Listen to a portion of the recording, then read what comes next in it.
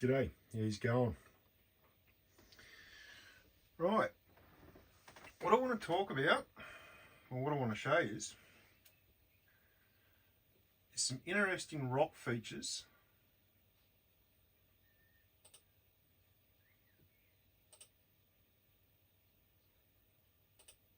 at a location called Patonga.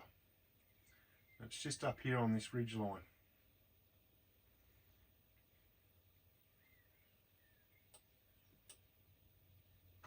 These large areas of exposed rock.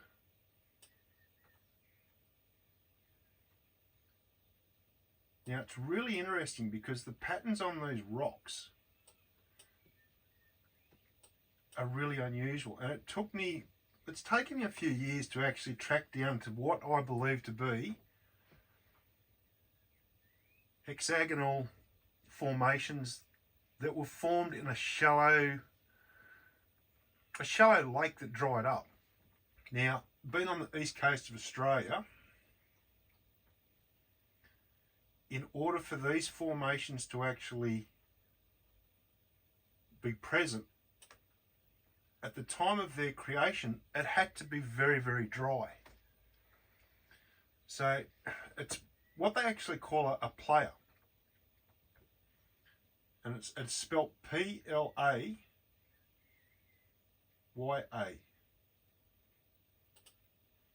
And you see these hexagonal patterns in salt plains. We'll just go back to the photos and we'll just run through them.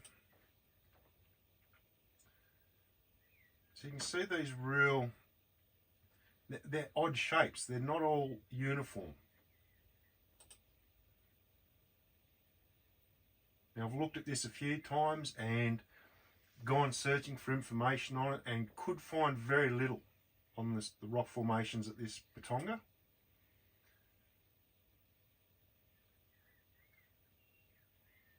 Just keep in mind when we're looking through these photos, just look at this over here.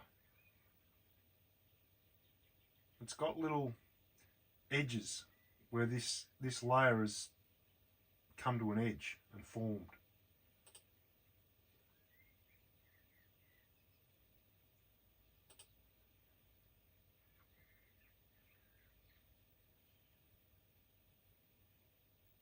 I'll go into detail and explain how this stuff is actually formed, which then is going to lead us into trying to figure out what this rock formation is doing at that location there on the east coast of Australia. Which again, I'm still working on finding enough evidence to prove my theory with this. But it's a very, very interesting area.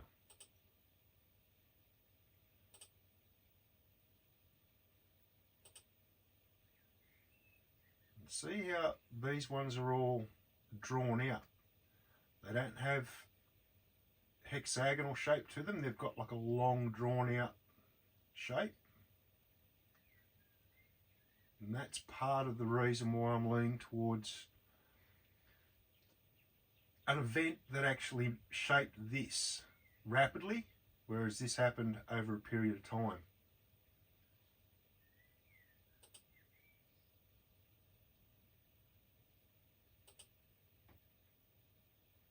Very pretty spot.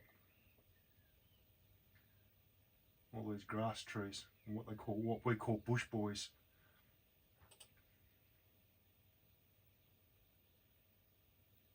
The coloration, that's algae. That's what's growing there. It's not a mineral, it's just the coloration of the algae there.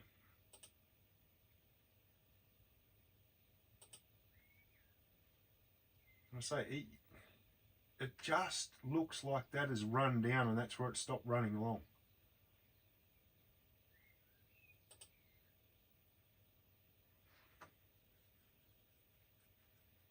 You know, at some stage it was a liquid and it moved to there and that's where it stopped, but not a very runny liquid. It was a very thick liquid. and the little dots in the middles of these formations. I've found a few other pictures on the internet that go close to matching this, but not in sandstone. You only see these little dots in other pictures in basalt. So I'm not quite sure how that came about. Could have something to do with the amount of salt that was actually in this as it was starting to dry up. Because, say, whether it's like a table salt or it's more of a sulfide, depends on how it dries and forms.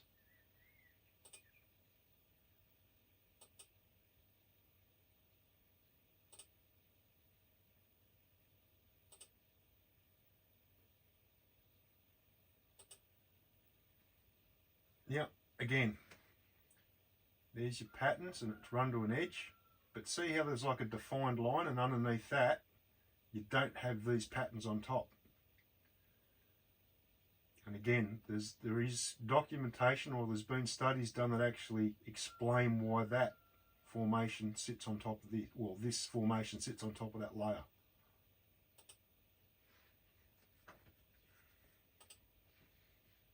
Get a better look at it there.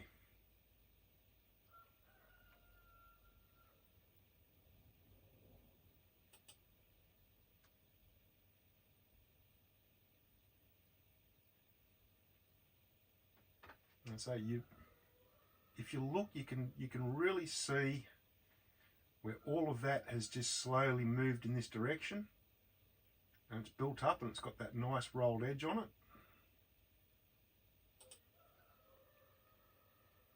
Really defined layer through there.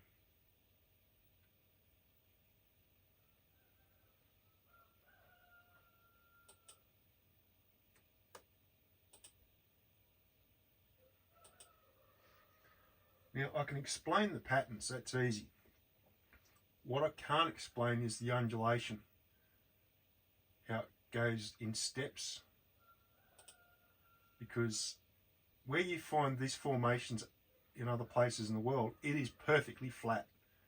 You don't have undulations in it. I think the undulations came from an event that was very rapid, and again I'm still working on collecting the evidence to actually prove this theory. But it's, you would look at that and almost think it was man-made.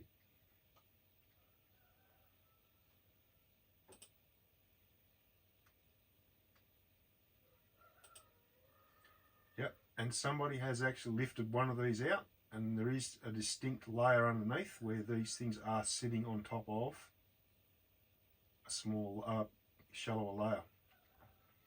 So you can see one's been removed there and one's been removed there. Really good indication of, if that was perfectly flat, how it normally forms in other playas around the world, why you get that distinct rolled edge at this location. Again, I think this was a fairly solid liquid. We've had an event which has made all of this liquefy and move in one direction, and this was the direction it moved in. And it's just piled up along the leading edge of the way it was flowing.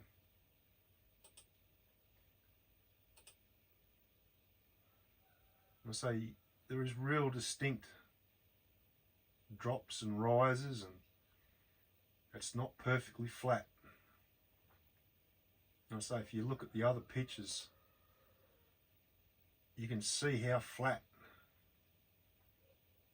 these areas are where this has formed, these playas. When you go back to this, that is not flat.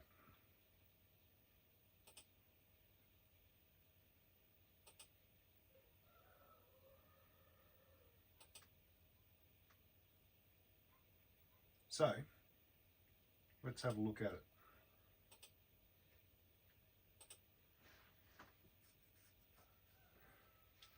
So they talk about geometric patterns, and that's what we're looking at there with the rocks at Patonga.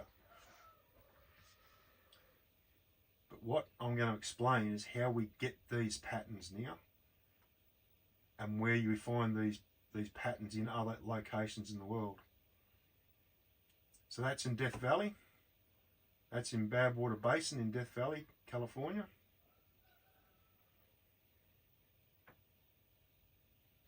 Very dry, not much rain. Again, when you think about where it is on the east coast of Australia, it gets a lot of rain now.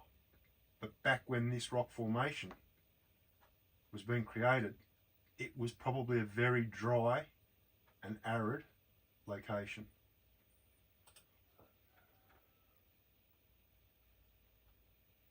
So I'm not gonna, I'll put the link to this in the comments in the description so you can go and have a read.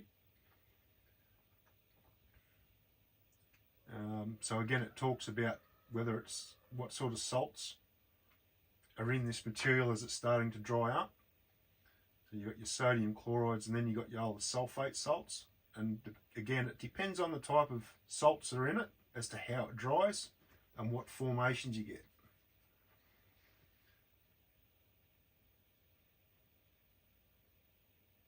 So I'll quickly go through this. As groundwater evaporates from the surface, concentrates salt in the remaining groundwater.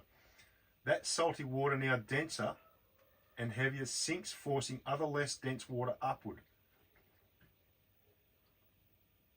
Circulation, known as convection, tends to push the descending plumes of salty water into the network of vertical sheets.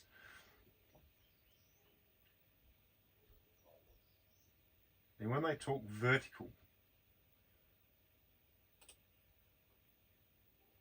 this is what they're referring to. These lines here.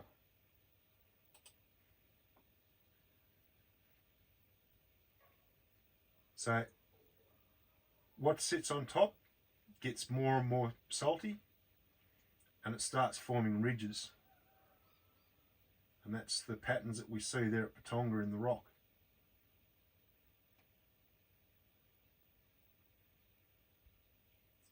So it does actually, not far underneath, create another layer, which is a horizontal layer. And that's why in those pictures we're looking at, somebody's been able to lift up some of those stones and remove them.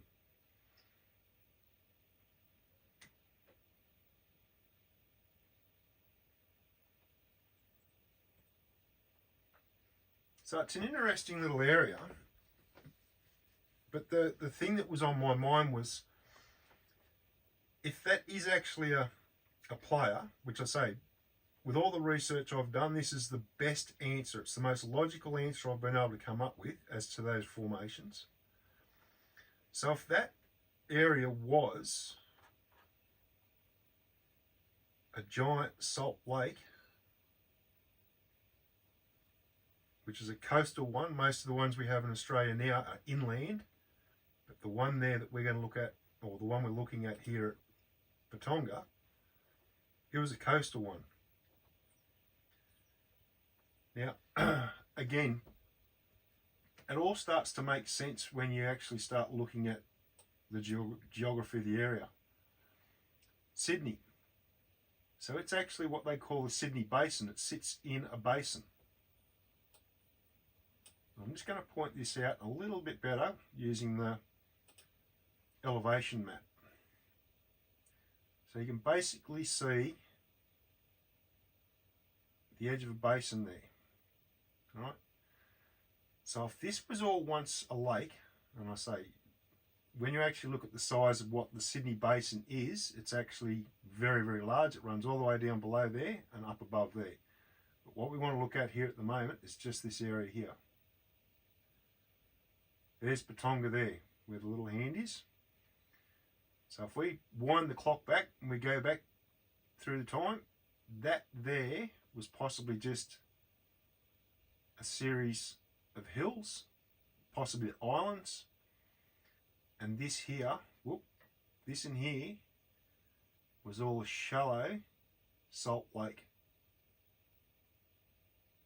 And we probably only got water when we got big storms, so salty water came in, and then as we got better weather, no rain, really hot, it started drying it out and concentrating that salt down until we got to those shapes we're looking at.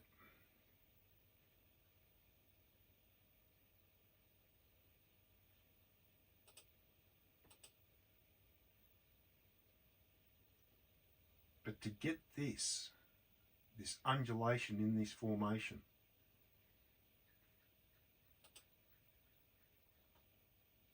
we've had a big event that happened rapidly, and that's more than likely why all of this area here got drained out through there. So something happened there that allowed all this inland lake, this playa, for all its sediments to drain out this way. Now, that there is a fault line, and it's called a monocline. And it's interesting when you actually look at the monocline along the western side of this Sydney Basin. The ground on this side is lower, not by elevation, than the ground on this side.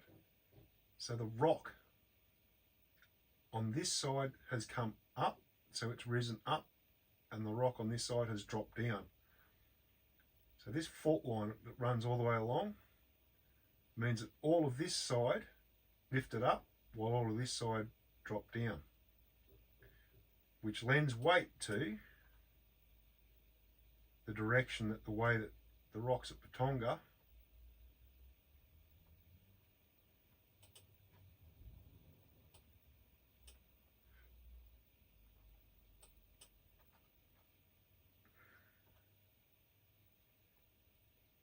because when you look at the direction that those flows move, they all move out towards the east. They all move away from the west and they flow in an easterly direction. Doesn't matter where you walk along there, that's the main direction that stuff flowed.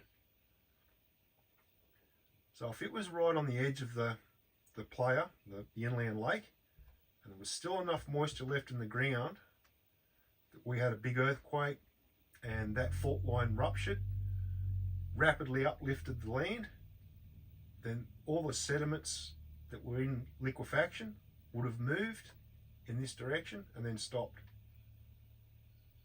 And then once this land is actually now sitting higher than the ocean, it no longer got the water coming back in. So that's where it dried and that's where it stayed. And then you got further, like as the years went on, you got further uplifting. So all along the east coast of Australia lifted up higher. And it became more and more inland as the ocean withdrew back out to the east. So that's my theory on that. We'll go back through the photos one more time.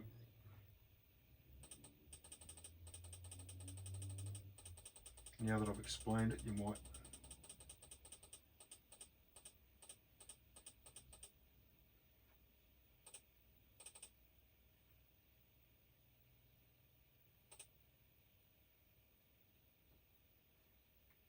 This is the west, that's the east. And you can see the direction that these lines in the formations run.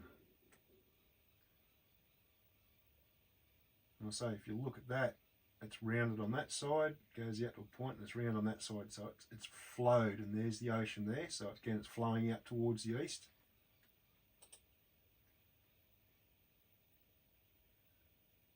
That's the built up edge, the rolled edge. Again, east is over here, west is over there. And I say, it's interesting because a lot of these areas are still relatively flat. It's only along the edges where it undulates.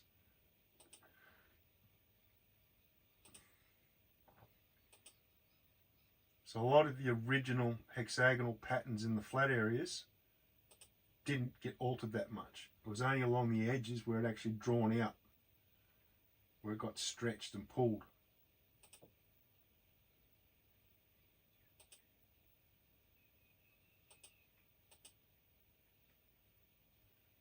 So you can see they nearly look like piano keys along there.